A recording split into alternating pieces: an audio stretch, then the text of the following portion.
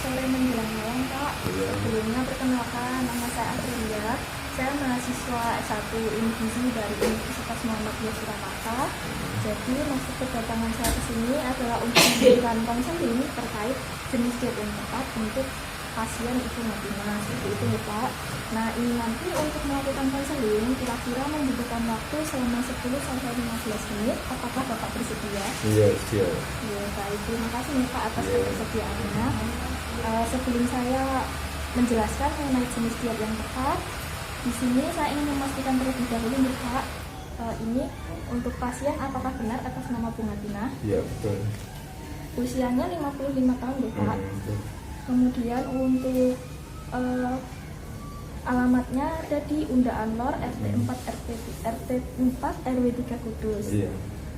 Jadi sebelum memasuki jenis diet yang tepat, di sini saya akan menyampaikan beberapa hal. Yang pertama adalah saya ingin menyampaikan hasil dari pemeriksaan antropometri Pak. Jadi pemeriksaan antropometri ini merupakan pemeriksaan untuk berat badan dan tinggi badan, di mana dari kedua data tersebut itu nanti akan didapatkan status gizi dari ibu Madinah, seperti itu. Jadi untuk beberapa hari yang lalu itu saya sudah mengukur panjang ulna dan lingkar lengan atas nih Pak.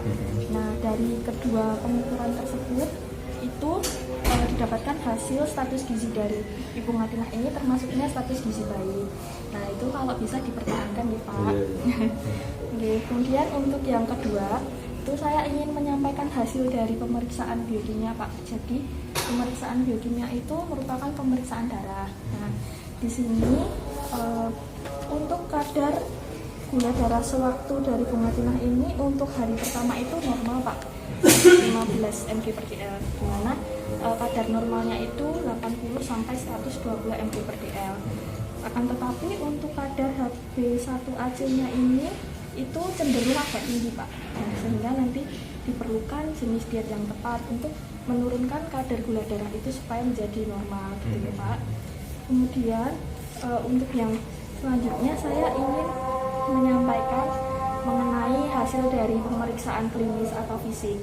Jadi berdasarkan data yang saya peroleh ini, untuk hasil pemeriksaan tekanan darah dari Bu Madinah ini cenderungnya masih agak tinggi ya Pak. Nah mungkin itu karena ada riwayat penyakit dari keluarga yaitu hipertensi ya Pak. Tetapi tidak apa-apa Pak, nanti kalau misalkan Ibu Madinah ini dapat menerapkan syarat prinsip diet yang tepat, nanti insya Allah itu nanti akan mencapai normal begitu Pak.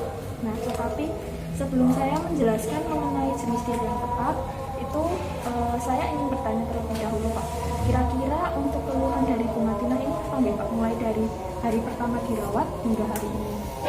Keluhan memang aslinya lemes Pak. Lemes kan dia tinggi kan lemes ya, gula darahnya tinggi kan lemes ya. Ngomong juga males ya. Tetapi sudah membaik ya Pak? Ya alhamdulillah sudah membaik. Ya alhamdulillah. Nah jadi Pak, sebelum saya menyampaikan jenis diet yang tepat, saya ingin bertanya terlebih dahulu kepada Bapak terkait apa itu diabetes. Apakah Bapak sudah tahu? Itu belum tahu. Belum tahu ya Pak. Ya. Jadi diabetes mellitus itu merupakan penyakit gangguan metabolik akibat pankreas itu tidak bisa memproduksi cukup insulin, di mana diabetes mellitus ini ditandai oleh kadar glukosa darah yang melebihi nilai normal, yaitu 80 sampai 120 mg/dl seperti itu. Jadi untuk diabetes mellitus ini dapat dikatakan diabetes apabila kadar gula dalam darah itu melebihi angka 120 mg/dl Pak. Jadi normalnya itu berada di 80 sampai 120 mg/dl seperti itu. Nah, untuk menurunkan kadar gula darah ini itu dapat dilakukan jenis diet rendah karbohidrat, di mana jenis diet rendah karbohidrat ini bertujuan untuk membantu menurunkan kadar glukosa darah pasien hingga mencapai normal untuk mendapatkan kontrol metabolik yang lebih baik melalui perbaikan asupan makan. Nah, di sini saya juga waktu itu sempat melakukan wawancara nih Pak, terkait apa makanan yang disukai oleh Bu Madinah ini. Nah, salah satunya makanan yang disukai itu adalah buah pisang. Jadi untuk penderita dengan riwayat diabetes mellitus itu Pak, itu untuk mengkonsumsi pisang itu sebenarnya boleh, tetapi jumlahnya itu dibatasi. Karena untuk buah pisang ini memiliki nilai indeks glikemik yang agak tinggi, jadinya perlu dibatasi seperti itu. Mungkin 1 minggu itu bisa mengkonsumsi 1-2 kali saja seperti itu. Jadi tidak setiap hari dikonsumsi begitu Pak.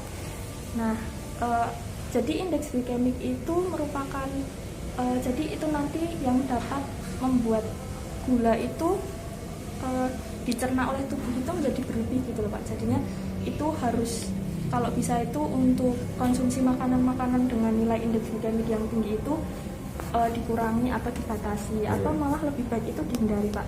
Nah, contoh dari makanan yang memiliki indeks glikemik tinggi itu contohnya adalah buah semangka.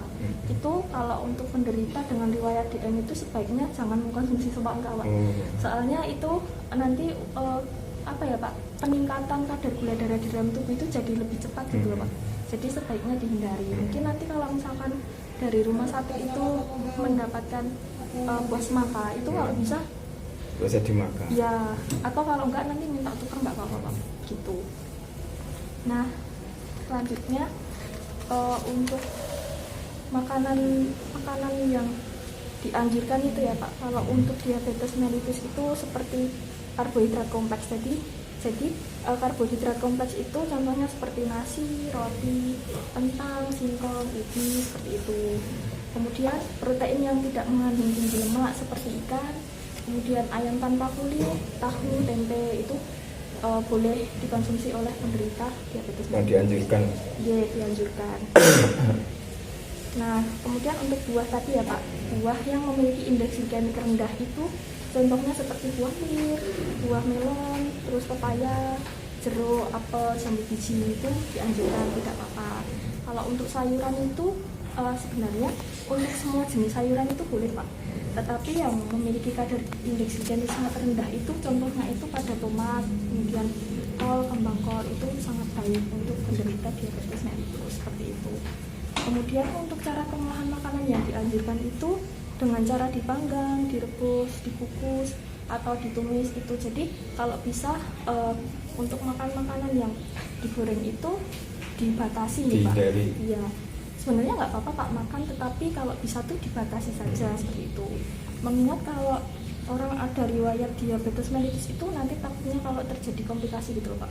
Nah ini kebetulan untuk kadar kolesterol Ibu Matinah ini sudah baik, sudah berada di batas normal gitu. Kalau bisa itu dijaga dan dipertahankan. Nah kemudian untuk pola diet dari diabetes mellitus ini biasanya dikenal dengan pola diet 3C Pak. Jadi 3C itu meliputi jumlah, jenis, dan jadwal. Jadi untuk jumlah itu, jumlah makanan yang dikonsumsi itu disesuaikan dengan berat badan yang memadai. Jadi sesuai dengan kebutuhan seperti itu ya Pak. Nah kebetulan untuk kebutuhan gizi dari Ibu Aminah ini untuk energinya itu 1625 kilokalori. Jadi itu kalau misalkan makan itu setara dengan 1,5 centong nasi atau 1,5 centong bubur seperti itu.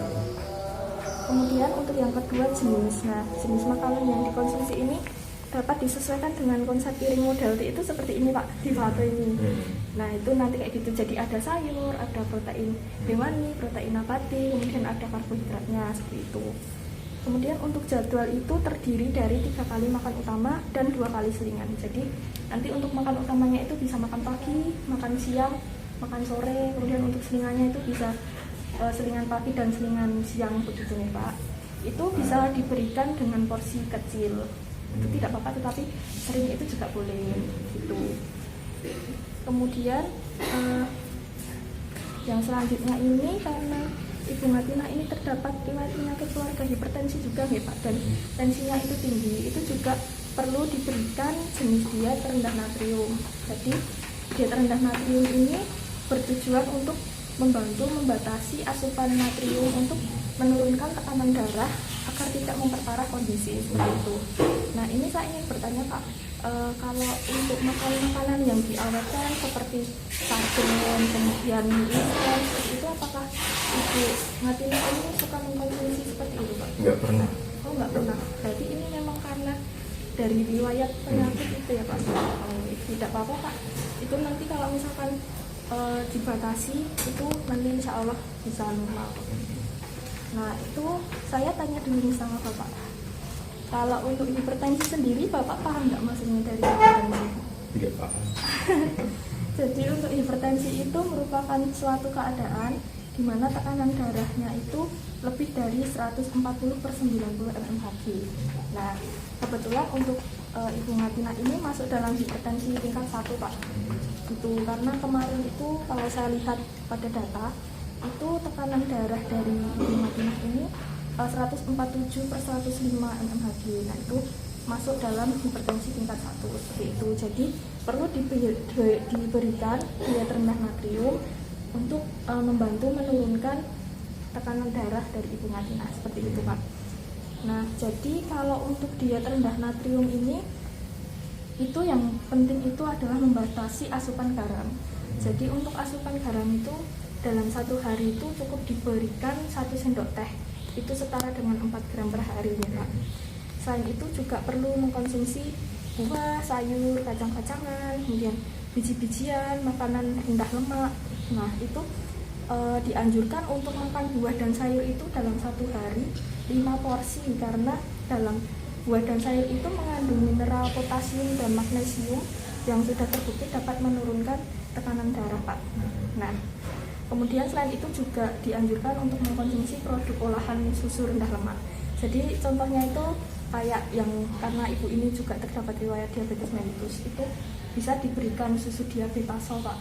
Seperti yang waktu itu saya berikan untuk selingan pagi itu. Nah, itu. Kemudian untuk bahan makanan yang dianjurkan ini antara lain makanan seperti beras, ubi, kemudian tepung itu nggak apa-apa, Pak. Kemudian untuk kacang-kacangan itu seperti kacang hijau, kacang merah, tahu, tempe seperti itu. Kemudian kalau untuk jenis lemak itu kalau bisa menghindari margarin ya, Pak. Sebenarnya ada margarin yang tanpa apa itu namanya, yang tanpa itu loh, Pak, nggak asin itu ada. Tetapi biasanya yang sering dijual di pasaran itu yang ada kadar natriumnya. Kalau bisa itu pakai minyak goreng biasa aja gitu. Kemudian kalau untuk makanan yang tidak dianjurkan atau harus dihindari itu ya seperti makanan-makanan yang diawetkan dengan garam tinggi, contohnya kayak ikan asin itu tidak boleh. Terus telur asin itu sebenarnya juga dihindari. Kemudian makanan yang diawetkan dalam kaleng seperti contohnya itu ikan sarden, terus kornet, sosis itu nggak boleh, itu sebaiknya dihindari begitu ya, Pak. Kalau untuk bumbu itu seperti bumbu kecap, terus bumbu saus tomat yang botolan itu juga sebaiknya dihindari begitu, karena itu kan diawetkan. Nah, itu makanan-makanan yang diawetkan itu intinya tidak dianjurkan untuk penderita hipertensi seperti itu, Pak. Nah, selanjutnya mungkin dari itu mungkin Bapak ada pertanyaan nih, Pak, dari yang saya sampaikan ini tadi. Ya ada sebetulnya, cuman pertanyaan saya kan kasih tahu yang jelas makanan apa yang supaya Bunga Tina ini benar-benar bisa sehat gitu. Oke.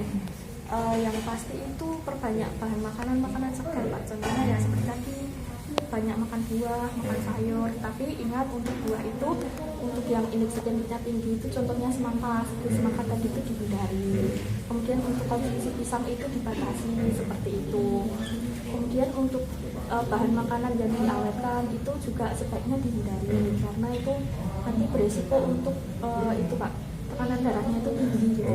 Ya, itu sebaiknya untuk pokoknya intinya tuh kalau untuk diabetes ya, Pak, itu untuk seperti karbohidrat sederhana itu contohnya gula, sirup, madu. Kalau pepaya misalnya banyak nggak apa-apa? Nggak apa-apa kalau pepaya, soalnya itu indeks glikemiknya rendah, jadi aman gitu.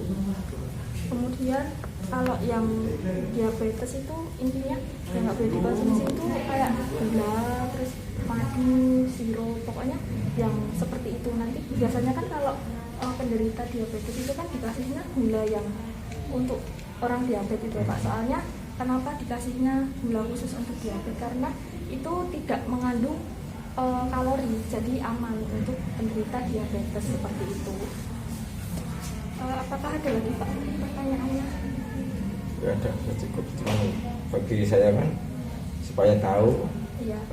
makan apa ya, supaya pertama yang dianjurkan, kedua bisa mempercepat bisa sembuh Oke. bunga tina.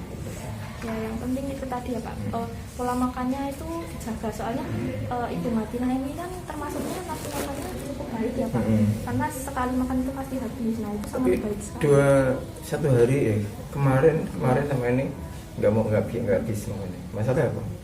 Makan. Dia makan terlalu lembek, bubur kan lembek, Iya. itu kayaknya males ngunyah. Gitu. Walaupun lembek tapi masih dikunyah terus gitu, tapi masih cepat habis. Supaya tadi pengen minta sama dokter apa kalau bisa kasih nasi, belum sempat ngomong. Itu kalau itu nanti bisa disampaikan saja, nggak kenapa-napa Pak.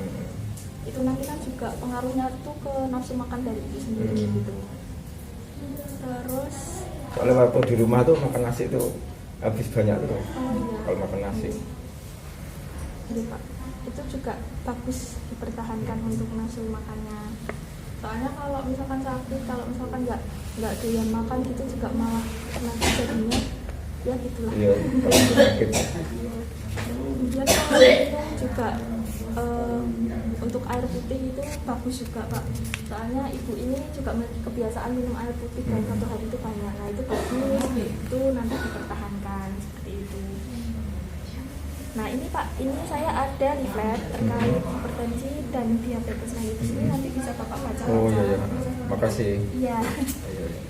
Nah ini di sini tuh ada pengertian dari hipertensi dan diabetes, kemudian ada prinsip dietnya bagaimana, kemudian tujuan dietnya apa, kemudian makanan yang dianjurkan dan tidak dianjurkan, ini bisa dibaca-baca. Iya, makasih. Oke, nah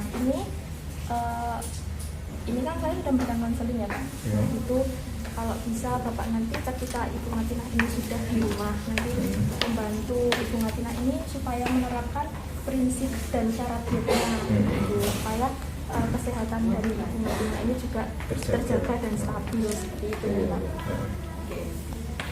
Mungkin ada lagi Pak pertanyaan sebelum saya akhiri? Nggak ada. Nggak ada ya Nggak Pak. ada. Oke. Terima kasih banyak ya Pak Ya, untuk sama-sama. waktunya. Mohon maaf kalau misalkan saya menyampaikannya belibet atau mungkin banyak kata-kata yang salah. Enggak. Ya, mohon maaf ya Pak. Iya. Oke, terima kasih banyak Pak. Ya, atas waktunya. sama-sama. Semoga bermanfaat. Terima kasih Bapak. Ya.